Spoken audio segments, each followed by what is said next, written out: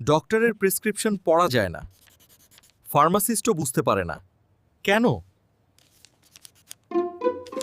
Reason এক, medical school, অনেক notes, দ্রুত লিখতে হয়, স্পিড প্রায়োরিটি।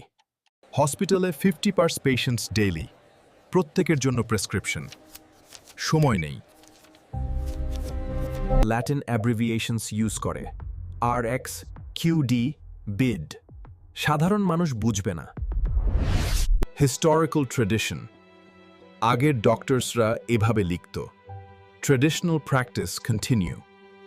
ভয়ঙ্কর, রং মেডিসিন দিয়ে দেয়, থাউজেন্ডস মারা যায় ইয়ারলি মিসরিডিংয়ে।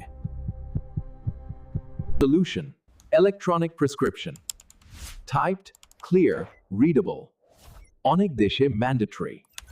ধীরে ধীরে চেঞ্জ হচ্ছে, ডিজিটাল প্রেসক্রিপশনস লাইফ সেভ করছে। প্রোগ্রেস।